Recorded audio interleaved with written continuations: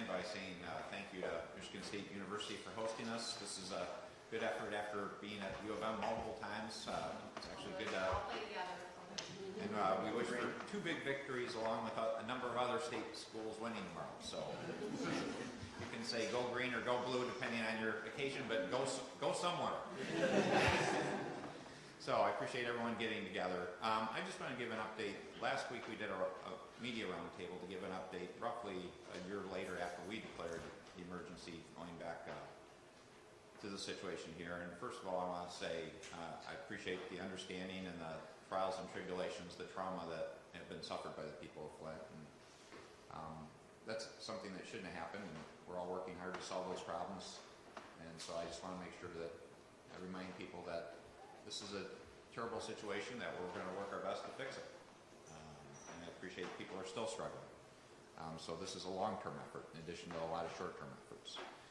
Last week, one of the things I did was actually go through a number of the task force reports and actually talk about the wonderful work this group has done. So I wanted to start by saying thank you to the FWICC itself, to all of you and the work you've done in the subcommittees and such. I went through the recommendations in some fashion to talk about how we're doing on them. I'm not going to do that in detail now. Scott's doing a very good job of doing that, and we'll get updates on that. But to put it in context, you did very good work. We're working on essentially implementing all the ones that are within the realm of our responsibility in some fashion. Of the 44 recommendations from the task force itself, there are 9 that either are city, county, or EPA. Of the remaining ones, we actually have a number completed. We have many in process. There are several we're still reviewing, and I just thought I'd comment on those so you recognize we're not leaving them behind. It was just we had to take them in some priority.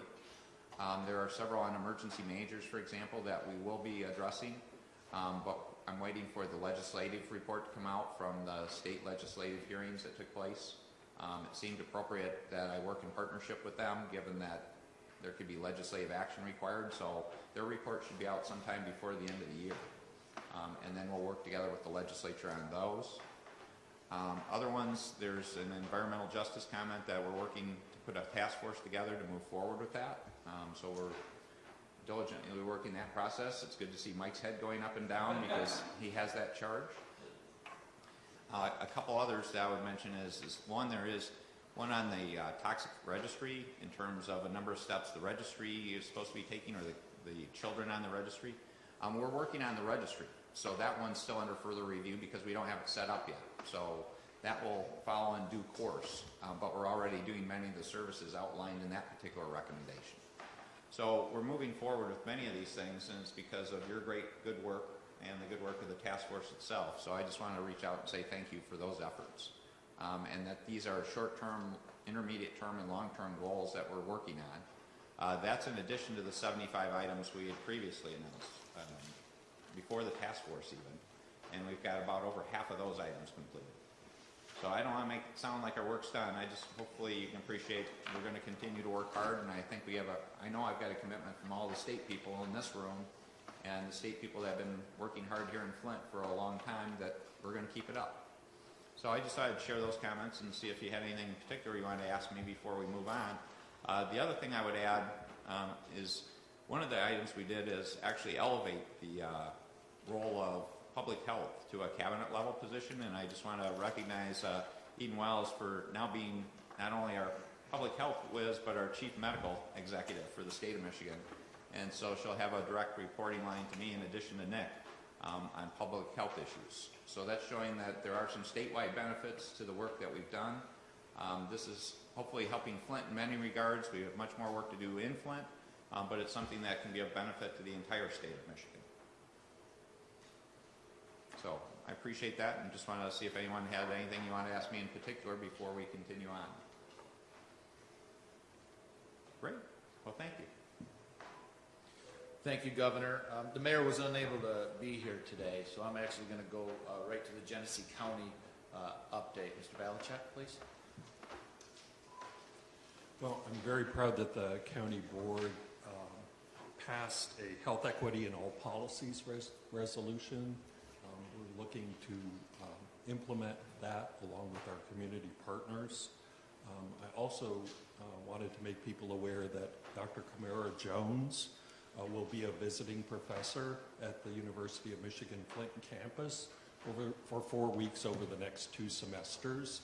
And in our work with the University of Michigan Flint, she will be doing a training for health department staff on issues of health equity and racism that we've opened up to our Kellogg partners who are working on the Flint water crisis. In addition, we're working collaboratively with the State Department of Health and Human Services and the CDC as we continue our investigation on the increase in communicable diseases in the community. We're also working with our community partners in trying to increase vaccination rates for influenza. We're about to go into the flu season, and we're very concerned about flu and norovirus outbreaks. And so in collaboration with the state, we'll be launching a hand washing campaign to promote good hygienic practices across the state. That's it. Thank you. Yes, Dr. Sullivan. I'd just like to introduce a new member to the staff at City Hall. Dr. Pam Pugh is the new public health advisor for the city of Flint. We're really glad to have her here. Thank you. Thank you. Appreciate that. Moving on to the Emergency Operations Center update, just a few things to note. The State Emergency Operations Center is still activated. We're still actively supporting the city and the county on a daily basis. The one thing I just want to note is we still are reaching homes, the access and functional needs in 211. We continue to get a list 4 times a day from 211 for any changes and anybody that needs assistance through direct deliveries at their home. It ranges from about 250 to over 300 visits a day, so we'll continue with that. What I am seeing is a slight trend downward in how much bottled water is going out, which is good. There could be a number of factors causing that, but obviously the hope is that the system is getting used more and we're continuing to push more water through the system to help it heal quicker. But we are seeing a decrease with those commodities. On average, we're ranging between 7,500 and 8,000 cases of water a day through the points of distribution, as well as the commodities that we are pushing to the food bank, who in turn distributes it to over 34 different faith-based and other organizations throughout the cities, in addition to the 9 points of distribution that we have out there. So we still have the full system in place. We do have a company that's assisting us now in the warehouse as far as keeping those commodities flowing, and we'll continue on that track till however long it's needed. Any questions on anything at the State Emergency Operations Center before I turn it over to DEQ for water quality updates? Okay, good. So I'll turn it over right over to George. Keith? Yes, sir. All right, George, if you could go ahead and just provide an update with water quality, please. Thank you. So this morning I've got 3 different topics that I want to touch on briefly. Overall, what I'd like to say is we've got a lot of good news going on. As the governor had pointed out, we still have work to do, but there's a lot of good news to talk about and a lot of progress being made. So we just had the latest round of the Extended Sentinel program finish up, and the results are very encouraging. Out of the Tier 1 sites in that group, 81 out of those 85 sites had 15 parts per billion or less of lead, which means that 95.3% of the sites were in compliance with the action level.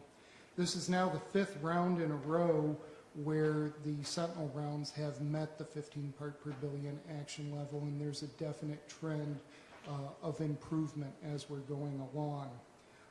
This is the 3rd round of the current monitoring period, and if you take a look at all of the rounds in aggregate for this current monitoring period, the 90th percentile value would be 12 parts per billion. So the city is absolutely making very good progress. The next thing that I'd like to comment on is the consistency in the water system. And this is attributable to the great work that's being done by Jaleesa McDay and her entire water treatment plant crew. They're doing a phenomenal job. The water quality parameters are definitely stabilizing. pH, chlorine residuals, phosphate levels, all of those are very consistent and they're looking good. And so the whole distribution system is definitely on the mend. The last thing that I'd like to mention briefly is we are making a change to the residential testing program. We have been in the past providing 1 liter bottles to residents. Based on the work that we've done in the schools, we want to start focusing our efforts a little bit more on the fixtures. We now have a process in place for lead service line removal, and those efforts are going to continue. But we also want to take a look at the fixtures, because in the schools they did not have lead service lines, and yet there was a significant amount of lead.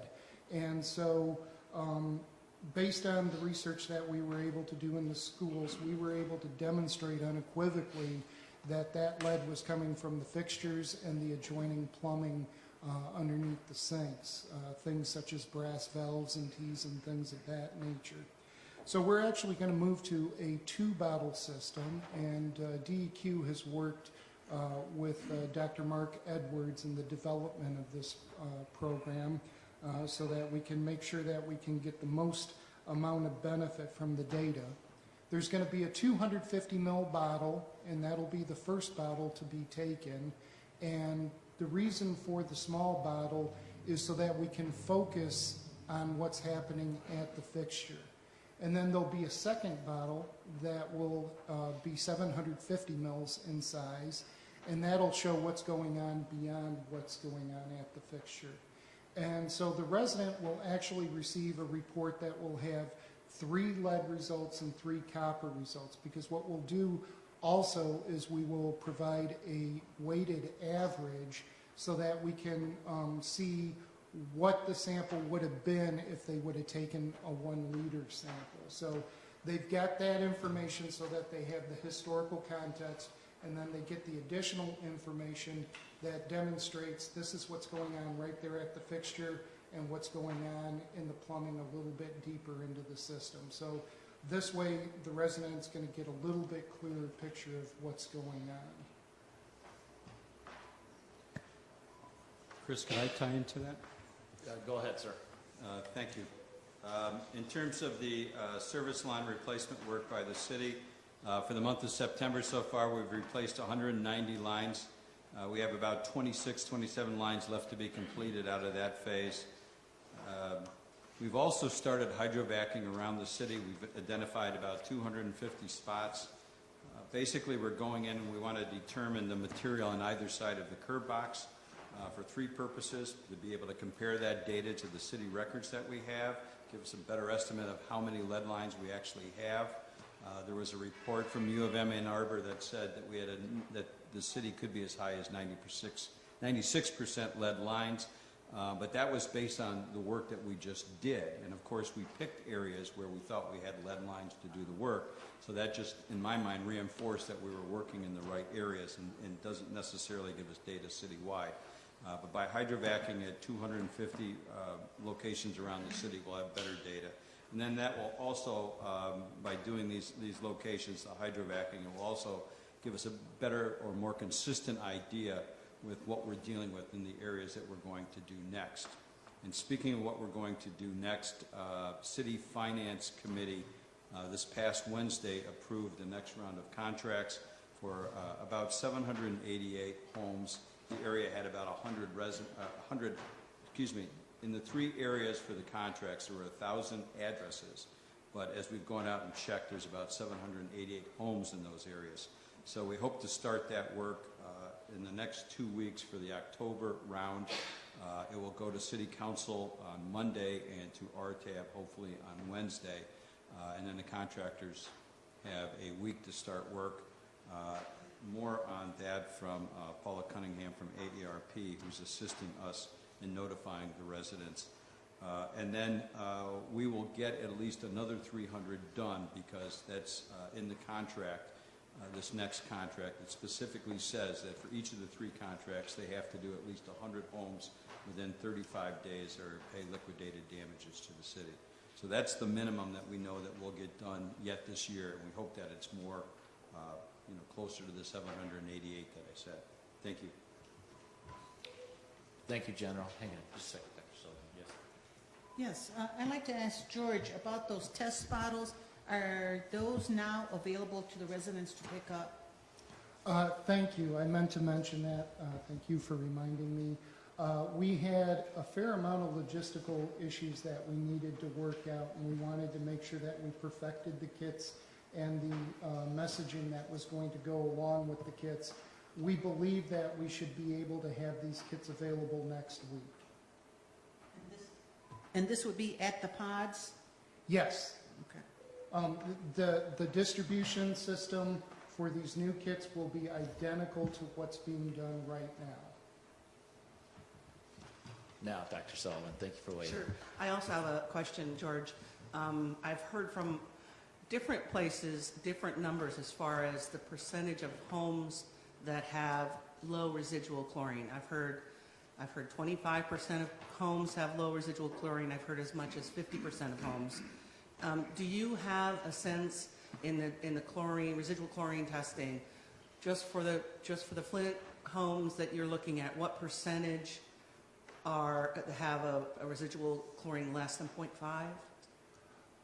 I can't provide that number, but this is what I can tell you.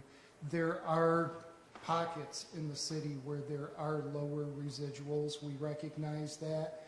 And as those areas are identified, we're taking actions to try and remediate that. One of the actions, as you know, are these automated flushers that the city has. The one thing that I can't stress more emphatically is the need for the water to move through the system. And so this is an area where the residents can actually have a very significant impact on the health of the system. Is if we can get the water moving through the system, that will improve the residuals. It will make it so that there's orthophosphate being applied to the premise plumbing, and the entire system will heal faster the more people use the water. But that's an excellent point, and we are trying to address those pockets. And then my other question is, I've heard from residents who want to, be part of this and are asking me, and I'm encouraging them to use their water and to run their faucet for a certain amount of time in the morning.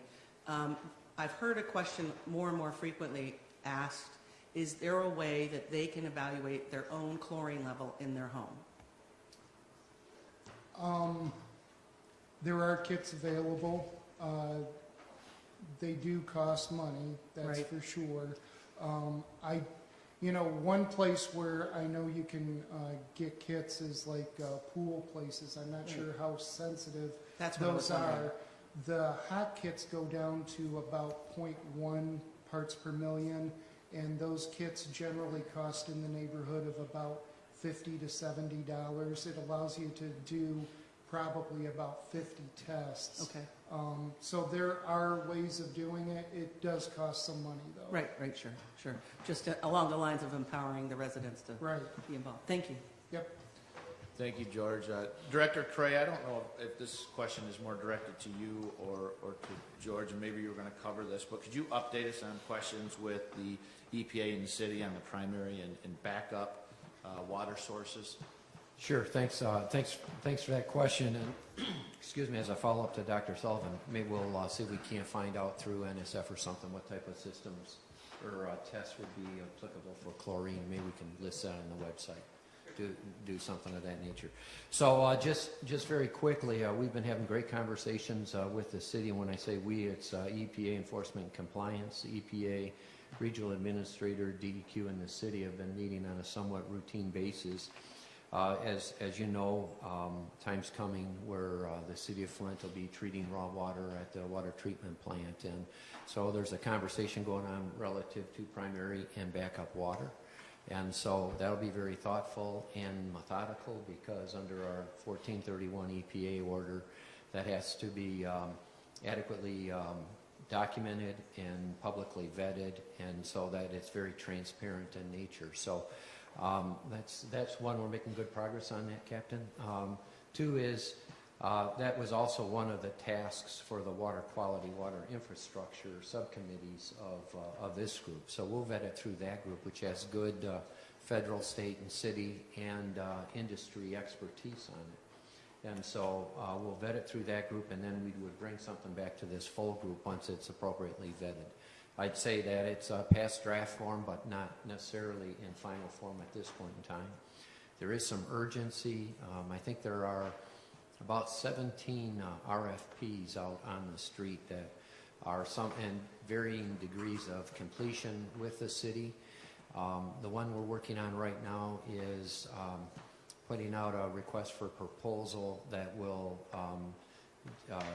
very definitively identify what improvements would need to be made at the water treatment plant, because it really is a transition from a softening distribution plant to a water treatment plant. And so that's where we're at in that. And then I'd also say that the city of Flint, I appreciate they got in a drinking water revolving fund. We're in great communication on that, and that'll certainly, there needs to be some prioritization of needs in that, and then that'll dovetail very nicely if and when we're successful getting some federal funds. Yeah, I'd just give one update on the federal funds, because there was some progress last week. So the House passed a version of the Water Resource Act. It was different than the Senate version, so it's going to conference committee.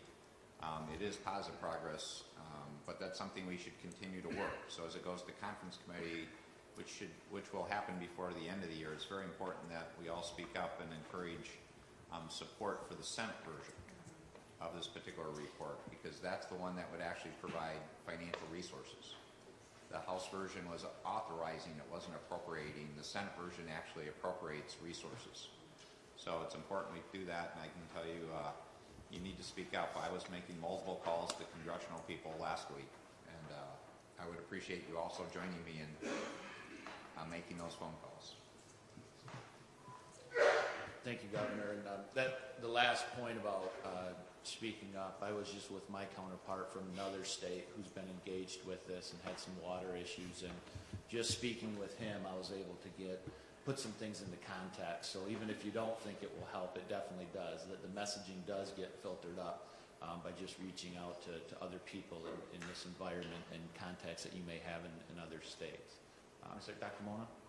Yeah, I would just add the Senate version also included public health money, and the House version did not. So it included public health money for Flint for our recovery, but also included public health money nationally for CDC's, for example, childhood lead poisoning prevention program. So the Senate version is a lot better, and we continue to advocate for that version and even more. I wanted to go back to the line replacements, and I think I bring this up at every meeting.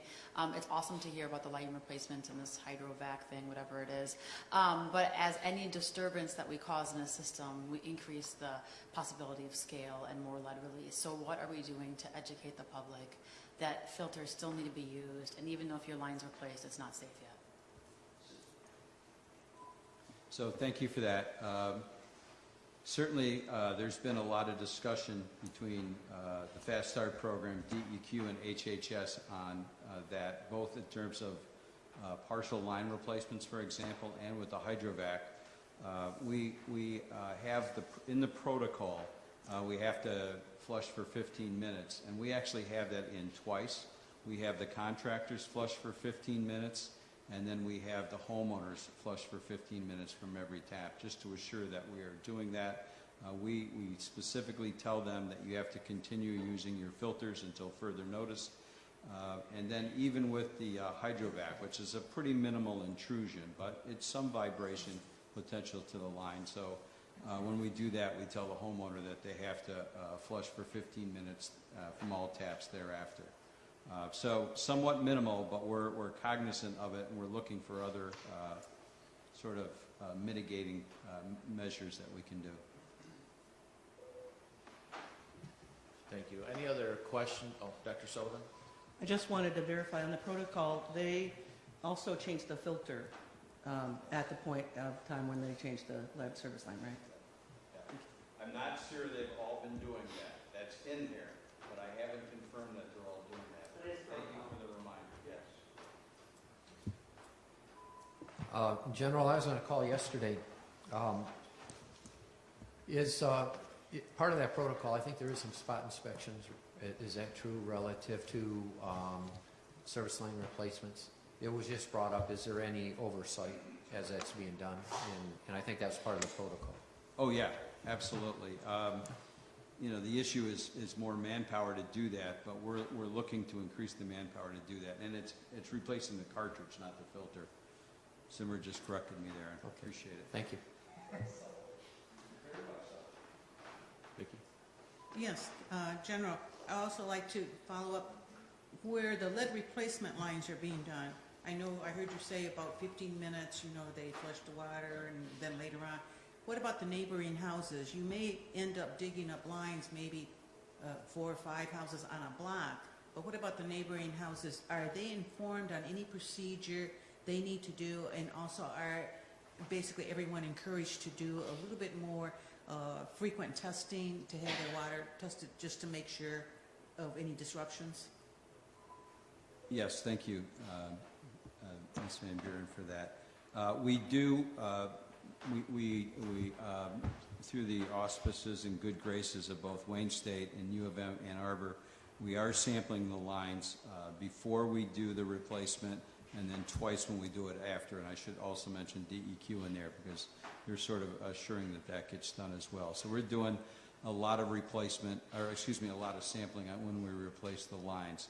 And when we go down the street, we specifically tell the neighbors, let us know if you have any water that's discolored, if it happens before we get to your home. What we often have found is that some homeowners may not have given us a consent form to do their home and replace their water line until we're actually out there and they see the equipment and they realize they got to get on board here. One of the requirements is you have to have an active water account. I mean, part of the whole basis here is we want the city's water system to be self-sustaining at some point, so we've got to have people paying their water bills. We don't require that it be paid in full. As long as they're making payments, then we'll go ahead and replace their line, as long as their water account is active. And that requires a certain dialogue between the city personnel that are out there. There have been, when we've been doing this, there has been at least one right-of-way inspector from city streets and at least one plumbing inspector out there, as well as 2 individuals from the Water Services Department doing oversight. And then I've got my small crew that's out there as well. And we're trying to beef that up, but we just haven't found the resources to do so yet. But a lot of it isn't just talking to the contractor. It's an engagement with the city residents, and they've been very receptive. And they see the crews out there, and they see the work getting done. Thank you. Oh, I'm sorry, Vicki. Thank you, General. We are going to move on to the next agenda item, and if we have additional questions at the end, if we have time, we'll circle back. But I want to move on to the next item, the Flint dashboard update. Colonel Hippica?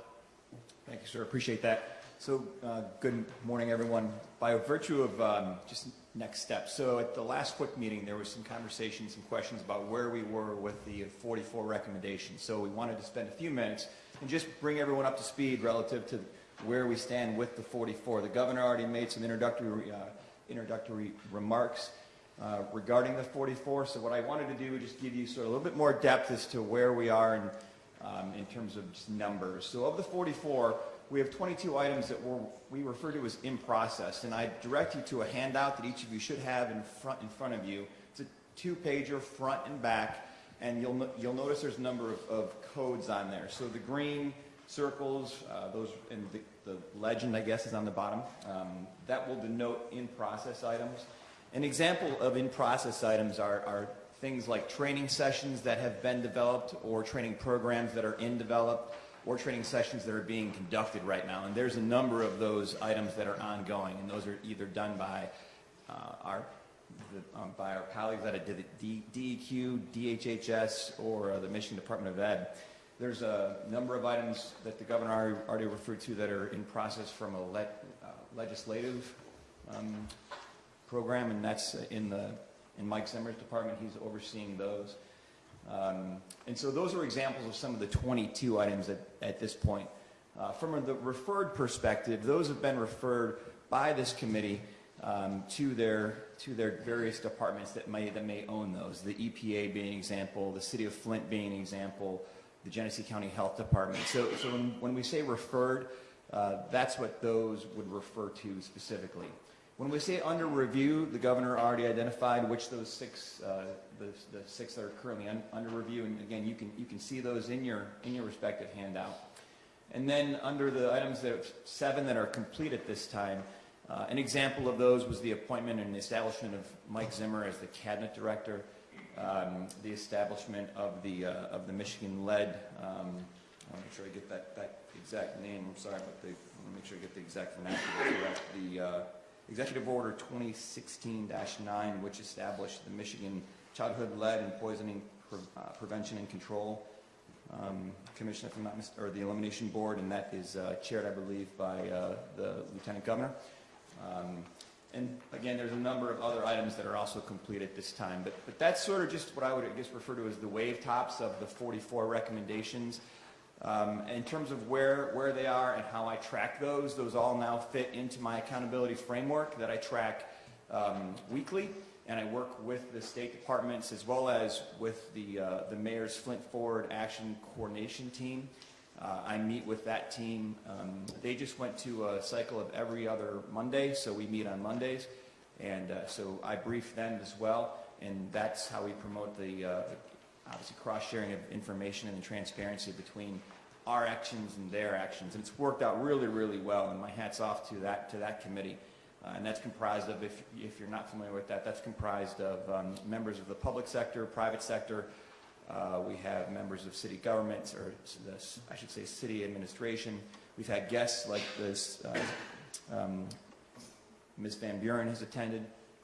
So again, it's a true partnership between the state and the city. That particular coordination team works very well together. So that's just, again, sort of the wave tops of the 44. And again, I track those weekly, and they all fit into my program management structure, where I manage over 300 different tasks, and then provide feedback to the leadership on where we stand with those in a bi-weekly report. So I'll go ahead and stop there, and I can certainly take any questions that folks may have at this time relative to either the 44 or where we stand overall with the overall program management.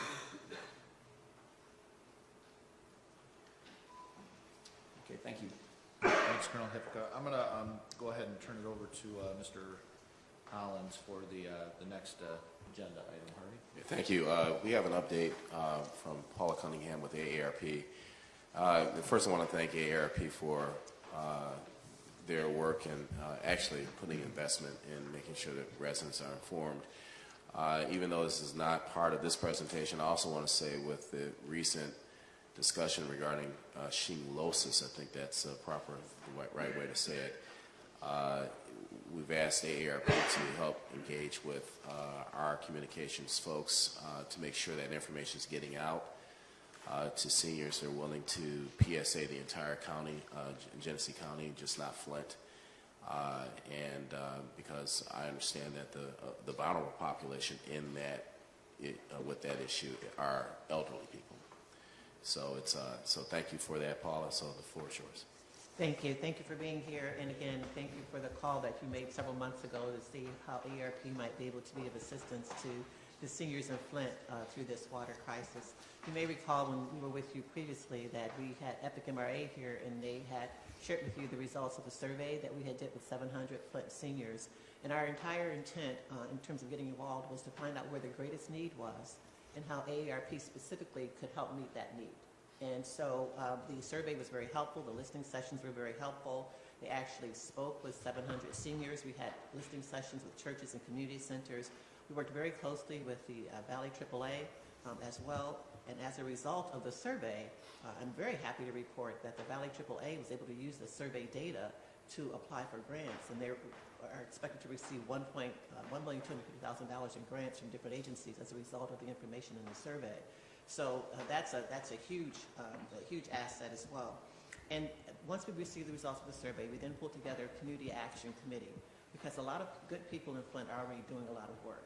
And we wanted to, again, make certain that we had as much data, as much intelligence as possible. What you see on the screen in front of you are the results of all of that work, the listening survey, the listening sessions, the survey, and the Flint Action Committee. Particular shout out to Dr. Wells, Cheryl Thompson, and Kathy Bowles. They've just been phenomenal in terms of helping us know where the resources are and where to go. The items number 4 through 9 are actually being handled by the Valley AAA in their new grant. They are addressing those items 4 through 9. So any questions, any concerns about those, part of the grant process will help to, hopefully help to alleviate those concerns. Items 1, 2, and 3 were a little bit more challenging. Item 3, the replacing of appliances. I'm happy to report the AARP Foundation is interested and willing to help, but not right now. That's a complicated issue. You don't know whether or not the appliances were defective before or after. And at some point in time in this journey, we may go back and say it doesn't matter if there's an appliance. Each home can get one appliance replacement or something. But we haven't worked that out yet in terms of the appliance issue. But we did hear very loud and very clear that there were some issues with the lead contaminating different appliances in seniors' homes and in other folks' homes as well, and they just didn't have the resources to replace those. So that one's on hold.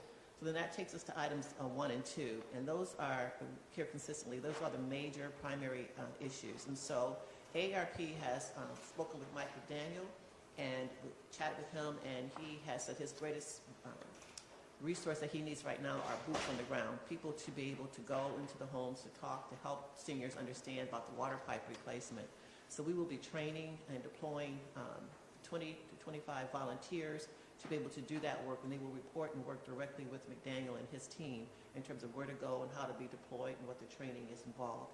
In addition to that, we are not going anywhere. I've been saying that. This is not a one-off. And so Kimberly Bishop is now the new Associate State Director, and will have Flint as her assignment. She will be here and working with folks in other areas in Flint as well. But a companion piece to this also is the media. We've heard loud and clear that there's trusted, reliable communication that's needed. People didn't know where to go. There's so much information out there, but you didn't know where to go to get reliable, trusted information. So AARP has committed to purchasing some media on a consistent basis. We're going to talk with ABC television, and whether it's every day at the 6 o'clock news or every morning at 6 o'clock news, we'll have consistent, timely updates on what's going on based on the information that we receive from McDaniel, so people can get, and I've heard some of that today, whether it's shigellosis or whether it's the continue to use your filter after the people, folks have come, the contractors come to your home and change. We'll be able to share that information on a consistent basis. And again, that would be, we'd be able to advertise and promote that it's 6 p.m. news, ABC, you can get an update on what's going on with the water issues and crisis here in Flint. So those are the 2 areas, boots on the ground, helping McDaniel, and he will deploy those volunteers as he sees fit and needs to. We'll train them, we'll work with the police department, we'll work with AARP, Office of Volunteer Engagement, to make certain they're well trained, that they know how to enter homes, that they know the proper things to look for once they get into the home, if they need to go in the home or just knocking on the door, so that seniors aren't afraid to communicate and to talk with us. They know what's going on, and we think that those 2 areas will help to address items 1 and 2, which we've consistently heard are the #1 priorities for our seniors and others in Flint. Again, this is just the beginning. There may be some other areas as we move forward, but this is a start based on all the feedback that we've heard. I'd be happy to open it up to any questions. Just a question, or a couple of questions. The time frame of this survey, do you have the dates of when it was started and when it was completed? July, August. July to August. Thank you. And then the other thing, I heard mention of volunteers. I think it's important, maybe this is happening, that the volunteers that are going to be doing any outreach to them, that they engage and we connect them with community outreach and resident education teams that DEQ has in place, because they already have training, they have FAQs, they have a lot of information, and I think we need to sync those up to make sure the messaging is the same, and I think they can work very well together in accomplishing these missions, especially the second one. Absolutely. I appreciate that. And we did hear that at our Flint Action Task Force. And our sole focus is going to be on the water pipe replacement. Each volunteer, our volunteers will go into teams. They'll have a cell phone. If there are other questions, the Valley AAA and other agencies have agreed to take those calls. We don't think that we don't want to even come in and train our volunteers to be an answer to every question. So it's strictly on what we're sharing regarding the water replacement. Any other questions, we will give them the resource where to go to get answers to those questions, but we will not attempt to answer questions about other areas other than what we've been assigned to do. Dr. Sullivan? This is a new thing a question that I'm hearing from seniors who leave Flint to go south sometime in the next month, and they're concerned about, well, what if I'm out of town when the letter comes in the mail or whatever about line replacement, as well as what do I have to worry about if I'm not in my house and it's sitting vacant and then the water isn't moving? Could that be added to the media, what's put on ADC or some, or even just a link to a place for them to look? If you're leaving your house for a certain period of time, these are the things that you should do before you leave, and this is who you should let know should your house come up for replacement. Absolutely. And just so that we don't get this bogged down, the messaging will really have to be dictated to us. We're not going to create those answers and those responses, but whoever McDaniel and his team will tell us how to respond to those, and we'll be happy to respond to those. And that's I think the beauty of the timely information. Those messages can change daily when it's television. You don't have to, it can change weekly. If there's nothing else going on, we'd be happy to promote AARP activities and events. So yes, we're more than happy to do that, but that would have to come from McDaniel and his team. Well, as a new AARP member. Thank you. Yeah, all right. I turned it down until I crossed the magic number, but I want to thank AARP for all that you're doing, and I think that the public, the media thing with the news is ideal and a perfect way to reach out. So thank you. Thank you. Any other questions? Dr. Tish.